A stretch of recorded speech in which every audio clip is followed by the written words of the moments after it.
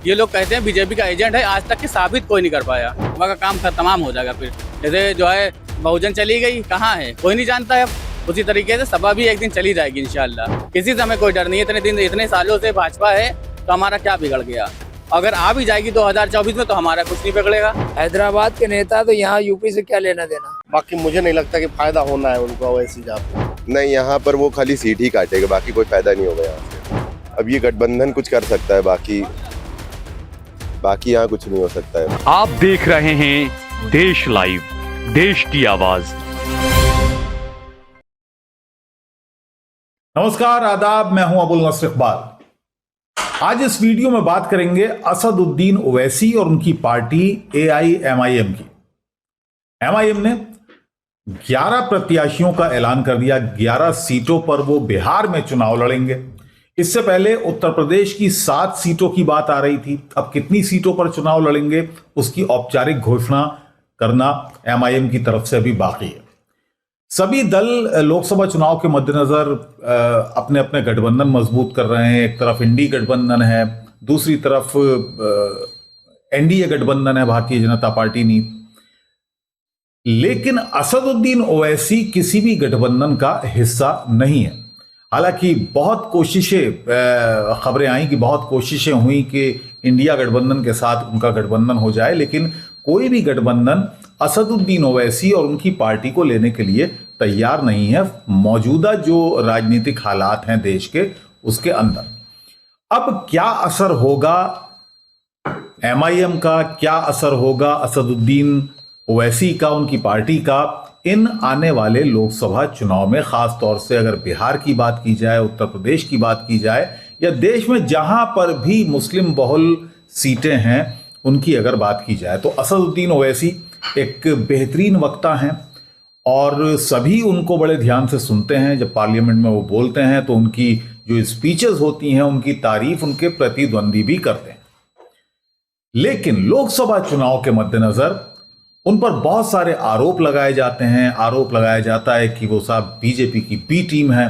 आरोप ये भी लगाया जाता है कि उनकी वजह से जो जीते हुए सेक्युलर कैंडिडेट हैं वो हार जाते हैं, वो इतने वोट काट लेते हैं उनकी पार्टी का कैंडिडेट, तो कुल मिलाकर चुनाव में उनका असर होता है। अब हम ये चाहते हैं कि लोगों के बीच जाया जाए, लोगों से ही पूछा जाए कि आखिर असदुद्दीन ओवैसी और उनकी पार्टी का खास तौर से उत्तर प्रदेश में किस तरह का प्रेजेंस है। क्या वो जिताऊ कैंडिडेट उतारेंगे, जीतने के लिए उतरेंगे, या सिर्फ वो अपनी प्रेजेंस दिखाएंगे और वहां पर जो और प्रत्याशी हैं, खासतौर से इंडिया गठबंधन के जो प्रत्याशी हैं, उनको हराने का काम करेंगे मुस्लिम वोट काटकर। यह सवाल हमने लखनऊ की जनता से पूछा। आइए आपको सीधे लखनऊ के लोगों की जबानी सुनवाते हैं कि उत्तर प्रदेश का वोटर असदुद्दीन ओवैसी के बारे में क्या सोचता है, क्या कहता है, उनके मन में क्या भावनाएं असदुद्दीन ओवैसी और उनकी पार्टी को लेकर हैं। मेरे सहयोगी अनिल यादव ने लखनऊ में कुछ लोगों से बात की। आइए सुनते हैं। AIMIM के सदर असदुद्दीन ओवैसी ने कहा है कि लोकसभा चुनाव में वो उत्तर प्रदेश में भी अपने उम्मीदवार उतारेंगे। तो लखनऊ के लोग इस पर क्या सोचते हैं, बात करने के लिए हम पुराने लखनऊ में आए हुए हैं। कुछ लोगों से बात कर लेते हैं। भाई, आपसे बात करेंगे जरा। क्या नाम है आपका भाई? फरमान नाम है। फरमान भाई, ओवैसी साहब को आपने सुना होगा, उन्होंने कहा है कि लोकसभा चुनाव में भी वो अपने कैंडिडेट उतारेंगे। क्या लगता है कि उनके चुनाव लड़ने से किसको फायदा होगा या किसको नुकसान होगा? उनको चुनाव लड़ने से फायदा तो भाई बीजेपी को होता है मेरे हिसाब से। तो वोट काटेंगे, वोट कटते ही है, जाहिर सी बात है। कोई अभी मतलब उनका एक बना नहीं ना, मतलब एक मार्केट, वो पूरी फील्ड उनकी तैयार अभी हुई नहीं है। तो उसमें जो है जाहिर सी बात है नॉन मुस्लिम उसमें बढ़ जाता है वोट, उसमें फ़ायदा एक ही पार्टी को पहुंचता है। तो फ़ायदा क्या है, या तो उनको अलायंस करना चाहिए साथ में, तब लड़ना चाहिए, तो उसमें फायदा है। नहीं, उन्होंने तो एक धमकी दी है कि हमको अलायंस जो है कांग्रेस और समाजवादी पार्टी 5 सीट दे, नहीं हम 20-25 पे अपने उम्मीदवार चाहिए ना। कांग्रेस को और समाजवादी पार्टी को चीज करनी चाहिए, बाकी और जितनी पार्टी सबको मिल के ही लड़ना, तभी फायदा होगा। समाजवादी पार्टी कहती है कि जैसे कि बीजेपी कम्युनल है, वैसे ओवैसी साहब भी कम्युनल पॉलिटिक्स करते हैं, इसलिए हम दोनों से दूर रहते हैं। नहीं, ये तो गलत चीज़ है। साथ में आके ही लड़ना चाहिए, उनके कहने से थोड़ी ना होता है भाई। सामने चीज़ें दिख रही उनके साथ लड़ेंगे। वैसे साहब तो कहते हैं जो सेकुलर वोट है उनको नुकसान होगा। जाहिर सी बात है, वोट बैंक को खराब हो, सब मुस्लिम वोट खराब हो जाएगा, इसलिए साथ में लड़ेंगे तो ज़्यादा फायदा है ना। क्योंकि उनके साथ भी वोट है, ऐसा नहीं वोट नहीं, वोट उनके साथ बहुत है, वैसे आपकी अपील है यूथ में? बहुत ज़्यादा है भाई, उसमें तो है ही, उसमें कोई कहने फॉलोइंग है उनकी? बहुत ज़्यादा ही है, उसमें कहने वाली क्या बात है, बहुत अच्छी फैन फॉलोइंग है। और आपको वाला वीडियो बहुत पसंद आया था, जो आपने उनकी जो है पूछा था, उनसे सवाल बहुत शानदार पूछा था, बहुत बेहतरीन लगा था। धन्यवाद बहुत भाई। अच्छी बात थी आपकी, बहुत अच्छा लगा था। देखते हैं कैसा करेंगे, देखते हैं। पीआर उनका बढ़िया होगा तो देखते हैं। अब यूपी के हिसाब से डिपेंड करता है अब कैसा चल रहा है, सब देखते हैं। सेकुलर वोट का बंटवारा नहीं हो जाएगा, वो लड़ेंगे अलग? अब देखते हैं, वही देखने की बात है, अब देखा जाएगा तभी देखेंगे, और क्या देखेंगे, देखना पड़ेगा वक्त आने पे वक्त आने पे वही पता चलेगा, फिर और क्या देखेंगे और क्या। बाकी मुझे नहीं लगता कि फायदा होना है उनको ओवैसी साहब को। हाँ, हाँ, मुझे नहीं लगता कि मोदी जी आएंगे, ये तो लग रहा है। हाँ। बाकी देखते हैं विपक्ष में नहीं, कोई उनके लड़ने से वोटों का बंटवारा होगा कि नहीं होगा? मेरे समझ में अगर 10% अगर जाता भी है तो उससे कोई फर्क नहीं पड़ता है। नहीं, यहाँ पर वो खाली सीट ही काटेगा, बाकी कोई फायदा नहीं होगा यहाँ से। तो किसको फायदा पहुंचाएंगे, किसको नुकसान पहुंचाएंगे वो? अब ये गठबंधन कुछ कर सकता है, बाकी यहाँ कुछ नहीं हो सकता है। आपको लगता है कि अगर वो लड़ेंगे तो वोटों में बंटवारा होगा और वो कम्युनल ताकतों को फायदा होगा? यही होगा है? जी। आपको क्या लगता है, लड़ना चाहिए उन्हें कि नहीं लड़ना चाहिए? उनको नहीं लड़ना चाहिए यहाँ से, क्योंकि यहाँ खाली वोट कटेंगे उनके, बस, बाकी कुछ नहीं उनको फायदा होगा। वो तो कहते हैं कि यूपी के यूथ में भी उनकी बड़ी लोकप्रियता है। नहीं है, इतना नहीं है, बहुत कम चर्चा है? इतना चर्चा नहीं है जितना अखिलेश का चर्चा है यहाँ पर। अब कांग्रेस का भी धीरे धीरे चर्चा उतना ही हो रहा है, बाकी अब इतना नहीं है। तो वो यहाँ अगर अपनी किस्मत आजमा जाए तो कोई बहुत फायदा नहीं उनको होने वाला? नहीं, बहुत फायदा नहीं होने वाला। हम लोग खुद सपोर्ट करते हैं, पर मजबूरी यहाँ कोई सपोर्ट करने से वोट खराब हो जाएगा, वहाँ उनको वोट ही नहीं समझ ली जाएगा, वोट कट जाएंगे। जाहिर सी बात है। किसी के फायदा किसी नुकसान से क्या मतलब, कोई भी इंसान अपनी पार्टी को आगे बढ़ाने की कोशिश तो करेगा ही। ऐसे तो बसपा भी लड़ती है, कांग्रेस भी लड़ती है, तो क्या पार्टी ना चुनाव लड़े? हम मुसलमान के ढूंढ रहे हैं विकल्प। अब ओवैसी साहब अगर आ रहे हैं तो उनको सपोर्ट किया जाएगा। अब सबको आजमा के देखा, एक बार इनको ही मौका दिया जाएगा। यानी उन्हें भी लड़ने का, अपनी पार्टी बढ़ाने का हक है? बिल्कुल हक है, सारी पार्टी हो तो उनको भी हक है। ऐसे तो विधानसभा का चुनाव हुआ 2022 में हुआ है, तो कांग्रेस ने 400 सीटों पे लड़ा, एक सीट नहीं जीत पाई। बसपा 400 पे लड़ी, सिर्फ एक सीट जीती, तो वो मतलब बी टीम नहीं है। अगर ओवैसी साहब 100 पे लड़के जमात जब्त हुए तो वो बी टीम हो गई। ऐसे तो सब बी टीम हो रहे ना, भाजपा के सब काम कर रहे। ऐसे तो अगर वो आ रहे तो उनका वेलकम, उनको भी स्वागत करते हैं, उनको वोट देंगे। देखिए, सीट निकले और चाहे ना निकले, वोट हमारा ओवैसी सर को ही जाएगा, बाकी किसी को नहीं जाएगा। और रही कांग्रेस की बात और सपा की बात, ये सब मुसलमानों को यूज़ करते हैं। ये खुद बीजेपी के एजेंट हैं, लेकिन ये ओवैसी साहब को बदनाम करते हैं। सिर्फ इनका काम ही यही है कि मुसलमान इनको वोट ना दे ओवैसी साहब को, क्योंकि अगर मुसलमान ने सपा को छोड़ के ओवैसी को वोट दे दिया तो सपा तो बिल्कुल चली गई, किसी काम ही की नहीं रहेगी। इसलिए ये लोग कहते हैं बीजेपी का एजेंट है, आज तक के साबित कोई नहीं कर पाया।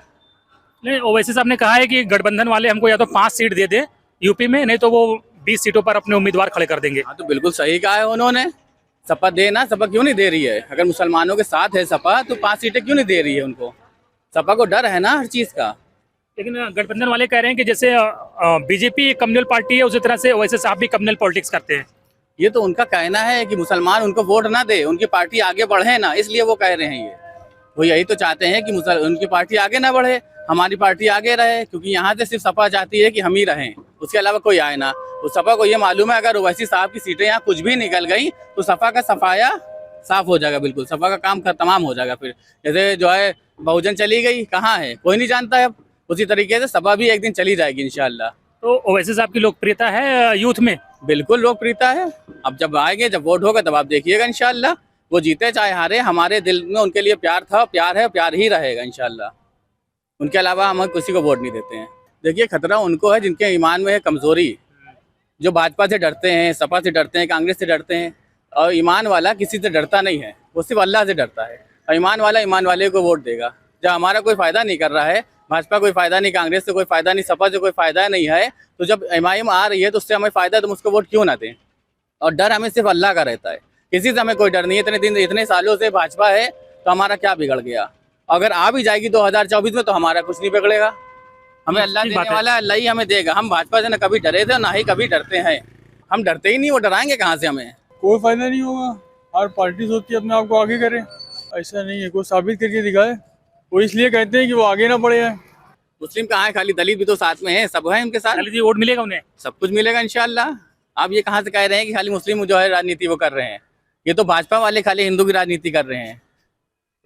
ओवैसी साहब ने कभी जो है मुस्लिम की राजनीति करी ही नहीं। उनका नारा है जय भीम जय भीम। बिल्कुल ठीक अभी जो है कौन सांसद में किसी लेडीज ने भाजपा की कहा कि यहाँ रहना हिंदुस्तान में जय श्री राम कहना पड़ेगा। तो ओवैसी सर ने क्या कहा बताइए? जय भीम जय भीम। नहीं, बाबरी मस्जिद जिंदाबाद उन्होंने संसद में कहा। जिंदाबाद थी, जिंदाबाद है, जिंदाबाद रहेगी। इंशाल्लाह अच्छा परफॉर्म करेगी और आगे भी करेगी इंशाल्लाह। आगे से सफा सब चली जाएंगी, आगे यहीं एमआईएम ही आएगी इंशाल्लाह। वो तो वहाँ के नेता हैं, जहाँ बैठते हैं संसद में बैठते हैं। यहाँ हैदराबाद के नेता है। हैदराबाद के नेता तो यहाँ यूपी से क्या लेना देना। वो तो कह रहे हैं हम यूपी में भी चुनाव लड़ेंगे अब। यूपी में कांग्रेस आएगी बस। तो उन्होंने कहा है कि हमको कांग्रेस वाले 5 सीट दे दें यूपी में, नहीं तो हम 20 सीटों पर अपने उम्मीदवार खड़े कर देंगे। वो उम्मीदवार खड़े करे, अगर से उनको जो लाइक करता होगा वो करेगा। मगर देखिए ये कोई क्षेत्रीय तो है नहीं, और जो इंटरनेशनल पार्टी है कांग्रेस है, हम उनको लाइक करते हैं। जैसे कि पंडित जवाहरलाल नेहरू जी, इंदिरा जी, शास्त्री जी हैं, तो जिसने हिंदुस्तान की पहचान बनाई है, तो वो तो खाली वोट लेने आ रहे हैं। हिंदुस्तान की पहचान ओवैसी साहब ने थोड़ी बनाई है, तो नेहरू जी ने बनाई है, कांग्रेस ने बनाई है। कांग्रेस इंटरनेशनल पार्टी है, फाइट तो वो लड़ेगी। क्यों क्या कहते हैं किसी का वोट खराब कर रहे हैं आप? बिखराव होगा और डिवाइड होगा, लिहाजा जो एक रोटी है वो 6 टुकड़े हो जाएंगे। तो कांग्रेस को क्या मिलेगा? हम लोग चाहते हैं कि कांग्रेस आए के बाहर यूपी के अंदर, क्योंकि बहुत दुखी हो गए हैं। मिडिल क्लास का जो आदमी है वो ज़्यादा ही दुखी है। देखिए पहली बात तो जो पैसे वाली पार्टियां हैं वो तो बल्ले बल्ले कर ही रही हैं। नीरव मोदी और फलाने मोदी कहने तो कोई फ़ायदा नहीं है, सबको मालूम है भारतवासियों को। तो लिहाजा गरीबों के लिए नौकरी से परेशान हैं, पढ़े लिखे हैं, वो बेचारे नौकरियां नहीं मिल रही हैं। जो ठेले वाले हैं, खोंचे वाले हैं, उनको जगहें नहीं मिल रही हैं। नगर निगम उनको, अगर से ये योगी जी की सरकार थी तो कम से कम वो कहते कि ये गरीबों को जो है कम से कम इनका जो है, जो रोज़ भगाए जाते हैं, रोज़ मारे जाते हैं, तो उनके लिए कुछ करे। तो आदमी सोचता है कि जिन्हीं पार्टी जो है योगी जी की अच्छी है। नहीं, बीजेपी को फ़ायदा नहीं पहुंचाते हैं, वो उनका अपना लोगों का नज़रिया है, वो अपनी छाप बना रहे हैं। वो ये सोच रहे हैं कि आज हम बुनियाद डालेंगे और धीरे धीरे जो है फिर कहीं चिराग रोशन होगा। जैसे कि मैं कभी दीपक को जानता था कि 2 सीट से ज़्यादा नहीं आती थी, आज पूरे भारतवर्ष में उनका नाम है। तो धीरे धीरे उन्होंने संघर्ष किया है, कम से कम 70-75 साल सत्ता से बाहर रहे। अब उनको अटल जी के टाइम से पहचाना गया, तो बीजेपी को लाभ हुआ। और मेन अब जो है इसमें बीजेपी तो खैर हम तो समझते हैं ख़त्म हो चुकी है, ये आरएसएस चल रही है। तो लिहाजा गरीबों को हटाएंगे या गरीबों को नौकरी देंगे या अनाज देंगे, क्या करेंगे? अपना गुलाम बनाना चाहते हैं आप। और रहा ओवैसी साहब का सवाल, ओवैसी साहब तो ये फिर वो हिसाब है कि खाली बांटने आ रहे हैं। नहीं, अब देखिए उनकी मर्जी, हम हैं कहने से क्या होगा?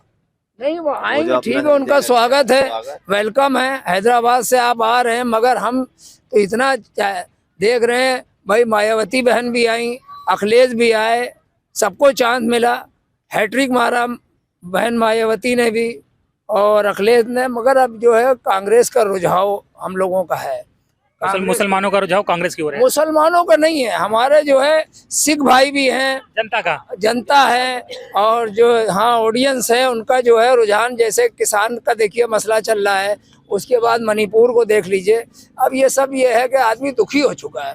तो चलिए देखिए, ये लखनऊ के लोगों की राय है कि मिलीजुली राय है। कुछ लोग कह रहे हैं कि हर कोई अपनी पार्टी बढ़ाता है तो उन्हें भी अपनी पार्टी को आगे बढ़ाने का हक है, लेकिन बहुत से लोग ऐसे भी हैं जो कह रहे हैं कि उनके लड़ने से मुस्लिम वोटों में बिखराव होगा और इसका फायदा जो अंततः बीजेपी को होगा।